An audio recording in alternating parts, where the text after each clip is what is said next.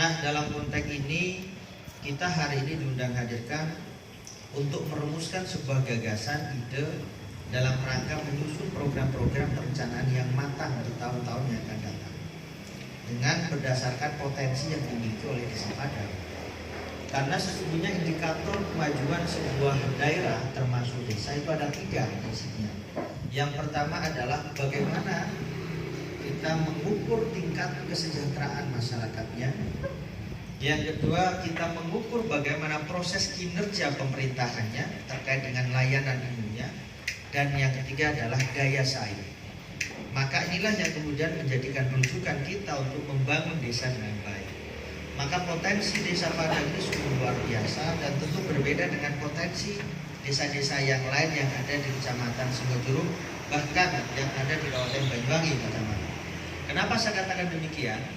Karena dalam satu desa, khusus Desa Padang ini seluruh lembaga pendidikan tersedia dengan baik, mulai tingkat PAUD, SD, MTS, SLTA, dan sampai perguruan tinggi semuanya ada di sini. Maka ini menjadi satu kekuatan yang tidak dimiliki oleh desa-desa manapun, karena terkumpul dalam satu desa semuanya lengkap.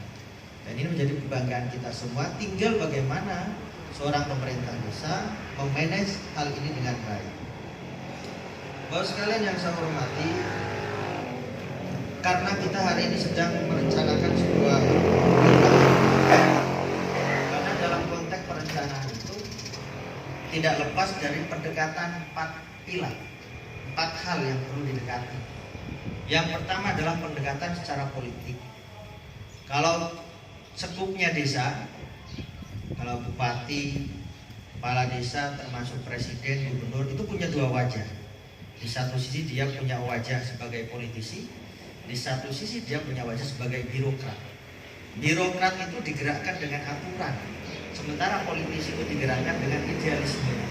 Maka hari ini saya kalau ingin memperjuangkan kepentingan masyarakat tersendat dengan aturan, tersendat dengan kebijakan, maka kita akan memperjuangkan bagaimana aturan itu berubah. Itu karena yang menggerakkan kita adalah idealisme. Beda dengan Pak Camat. Pak Camat ini kalau aturannya tidak boleh, tidak berani dia. Dan melakukan perubahan aturan juga tidak punya kemampuan karena bukan kewenangannya. Nah, inilah peran penting yang kemudian harus betul-betul dimanfaatkan dengan sebaik mungkin. Karena kepala desa punya janji-janji politik ketika saat kampanye, maka bagaimana kemudian mampu menelurkan dalam sebuah RPJMDes yang itu bagian dari rangkuman visi misi yang di breakdown menjadi RKPDes setiap tahunnya. Alhamdulillah saya ucapkan terima kasih karena Pak Kades pada saat itu menyampaikan dalam kampanye terkait dengan PTSL dan semuanya alhamdulillah sudah bisa di-cover, turun tangan untuk beliau. Jadi sinergitas seperti itu. Yang kedua adalah bagaimana pendekatan dilakukan secara teknokratik.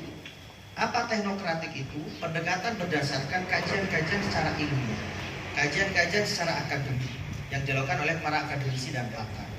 Misalnya di sini ini ternyata setelah diteliti ada kandungan minyak misalnya, itu yang kemudian diberdayakan, kemudian dirumuskan dalam perencanaan. Itu salah satu pendekatan perencanaan. Termasuk mungkin di Padang ini secara akademisi diteliti ternyata potensi masyarakatnya luar biasa. Tinggal bagaimana merumuskan dalam sebuah program yang menjadi wujud nyata dalam konteks untuk mensejahterakan masyarakat.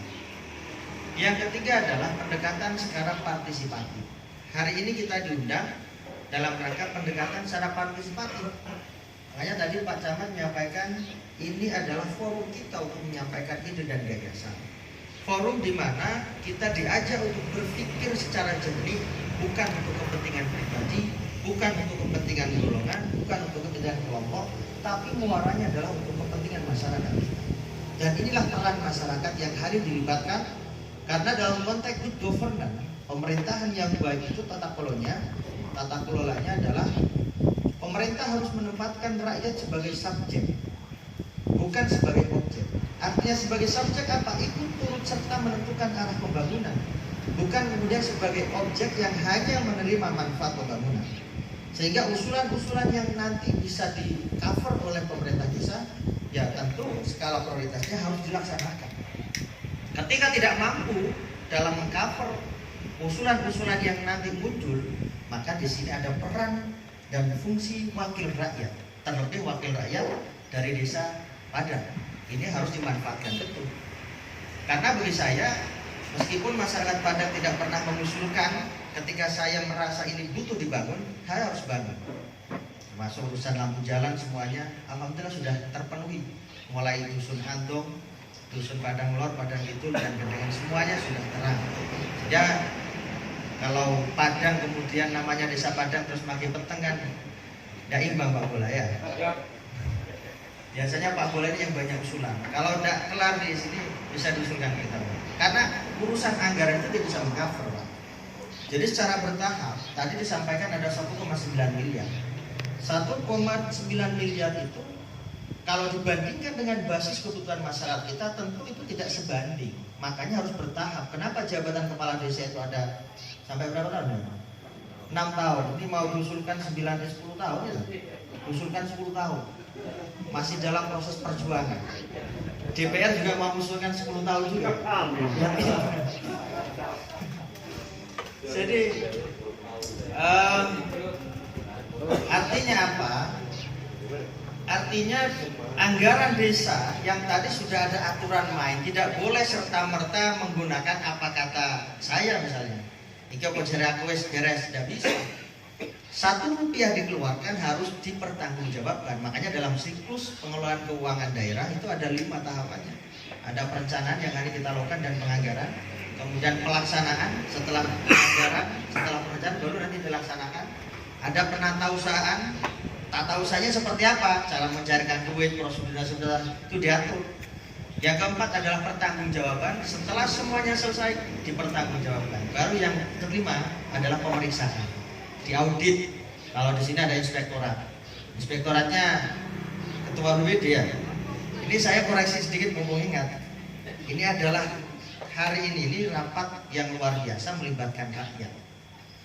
Kita ini dibayar dengan uang rakyat, tentu meluangkan waktu itu menjadi penting karena 1 tahun sekali. Ingat saya Pak Sinam, mohon maaf, ini koreksi saya.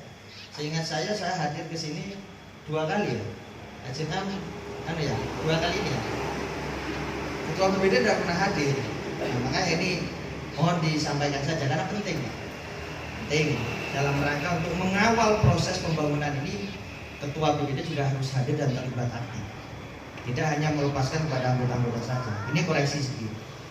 Jangan ditanggapi polemik, jangan. Karena orang yang kemudian hari ini sebagai pejabat publik harus siap dikritik.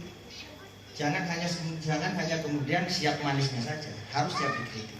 Termasuk saya. Bapak sekalian yang saya hormati, jadi anggaran pemerintah desa ini terbatas. Tentu keterbatasan anggaran itu harus sinergi dengan pemerintah daerah. Makanya di pemerintah daerah itu sudah mengalokasikan ADD. ADD itu alokasi dana desa yang aturannya adalah sekurang-kurangnya 10% dari dana DAU dan dana DBH, dari dana perimbangan. DBH, dana bagi hasil, dan dana DAU, dana alokasi umum. Sekurang-kurangnya 10%. 10% nanti dibagi seluruh desa. Desa sekabupaten ada 189 desa. Kelurahannya ada 89. Total ada 217 desa dan kelurahan. Itu dibagi rata pertama. Jadi misalnya ada 100 miliar, 80%-nya dibagi rata. Berarti 80 miliarnya dibagi rata, yang 20 miliarnya itu dibagi secara proporsional. Tergantung desanya itu tingkat kemiskinannya seperti apa, luas wilayahnya bagaimana, termasuk jumlah penduduknya seperti apa. Seperti itu.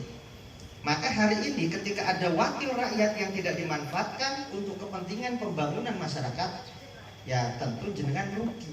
Karena kita sudah diberi anggaran, kita sudah dibayar, dan tentu harus bagaimana bisa membangun kepentingan untuk kepentingan masyarakat. PR saya di sini ini masih satu yang kemarin masih terganjal di Andong Sari. Andong Sari kemarin kita anggarkan 200 juta untuk sumur bor. Untuk alat sedot airnya yang harganya 25 juta itu sudah ada di rumah, tinggal penyerahan saja. Kalau misalnya sana siap mau dipasang ya monggo. Tapi kalau kemudian misalnya butuh tandon dan seterusnya, berarti saya harus menganggarkan lagi seperti di Padang Kidul. Padang Kidul itu anggarannya 300 juta untuk air bersih sumur bor, tandon, plus dengan jaringan airnya, termasuk listriknya semuanya lengkap, tinggal pakai masyarakat.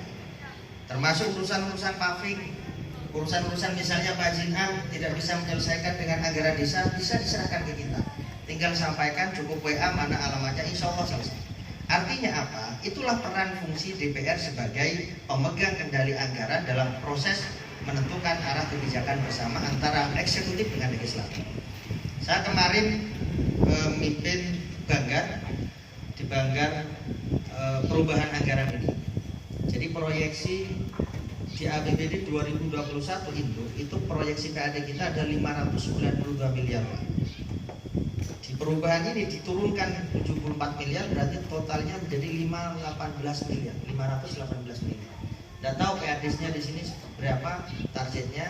Tentu beberapa kalkulasi yang harus menghitung potensi sumber daya kekuatan PAD-nya di mana PADES, ya PADES. Jadi intinya anggaran itu penting. Anggaran itu penting. Nah, kebijakan DPR di tahun depan 2022 ini tidak kebijakan proyek. Ini perlu dicatat. Jadi seluruh DPR Kabupaten Banyuwangi sudah kita sepakati bersama eksekutif, arah dari pokir yang dulu Jasmas, sekarang pokir itu arahnya untuk hibah, arahnya untuk BKD, hibah dan BKD. Maka PR saya masih di MTS. Mohon maaf guru-guru saya, Pak Sulaiman, Pak Jarto, dan Pak Monan juga ini guru-guru saya. Kemarin sebenarnya sudah kita alokasikan 350 juta untuk Al-Mujahidin, Yayasan Al-Mujahidin. MTS itu 150 juta, Masjid Padang 200 juta. Yang cair Masjid Padang 200 juta untuk bangun menara. Yang 150 tidak cair karena proposalnya buat dua, harusnya cuma satu aja. Ini kebijakan dinas yang tidak sama untuk menentukan prosedur terkait dengan kebijakan hibah. Maka di tahun depan teman-teman yang misalnya tidak tercover KMTS bisa nanti Pak Sulaiman, Pak Palim, karena Palim sudah wirawiri kemarin saya lihat tahun kemarin wirawiri ternyata dalam prosesnya tidak bisa cair Pak. Anggarannya siap, cuma prosesnya rekomendasi dari bupati terlalu lama. Maka ke depan arahnya adalah pokir teman-teman DPR itu diarahkan untuk hibah dan BKD. BKD itu apa? Beda dengan ADD. Jadi kalau ada provinsi ngasih uang ke daerah itu namanya bantuan keuangan. Jadi skema belanja itu ada dua. Skema belanja dalam APBD ada belanja langsung, ada belanja tidak langsung. Nah, belanja tidak langsung ini salah satu skemanya adalah belanja hibah dengan bantuan keuangan. Ketika desa misalnya hari ini ada 1,9 miliar, butuh tambahan anggaran 1 miliar, sudah nanti tak tambah dengan pokir saya. Masuk APBD. Semua yang mengelola desa. Tergantung kompromi terkait dengan bagian anggaran, gitu kan? Makanya pentingnya komunikasi. Komunikasi tak kasih Pak Iman. Tidak pernah komunikasi, tidak mungkin kasih. Prinsip pelajaran kan begitu lah. Kita baru dikasih. Kalau tahu-tahu kita nggak dikasih, kemudian ternyata tidak penting, tidak butuh, kan buat tidak ini. Termasuk Bu Bidan, apa yang perlu dibangun, termasuk teman-teman posyandu. Silakan sampaikan keluhan itu. Kalau misalnya desa anggarannya tidak cukup karena memang terbatas, karena di samping 1,9 miliar itu dibagi untuk siltap, dibagi untuk pembangunan, maka anggaran kita yang ada di DPR itu ya murni untuk pembangunan, murni untuk pemberdayaan. Mau pelatihan bisa kita alokasikan pelatihan melalui Pokmas, mau hibah-hibah untuk kelompok tani bisa. Termasuk hari ini yang hadir ada penyuluh perikanan ya. Siapa perikanan sekarang siapa? Pak kemarin kan Pak Hari ya. Sekarang Pak Arif. Oh iya, jadi satu ya gabung pertanian dengan perikanan Pak Arif. Yaitu saya kemarin sudah sampaikan ke Bupati, termasuk dalam rapat Banggar saya sampaikan PLT ini terlalu banyak Pak Tri. Jadi dinas-dinas banyak PLT, aturan PLT itu maksimal 6 bulan. PLT itu 3 bulan, diperpanjang lagi 3 bulan itu maksimal sudah. Makanya kemarin apa dasar Pak Huda untuk menetapkan PLT lebih dari 6 bulan? Apakah tidak ada dasar aturan itu kemudian menjadi dasar boleh? Kan itu tidak boleh. Ini sudah kita sampaikan karena PLT itu ibarat orang Pak. PLT itu ibarat pejabat itu begini. Sapi ini dingon, tapi dia Pak. Kita leni, dingon tapi kita leni bisa mangan leluasa. Itu PLT kan gitu.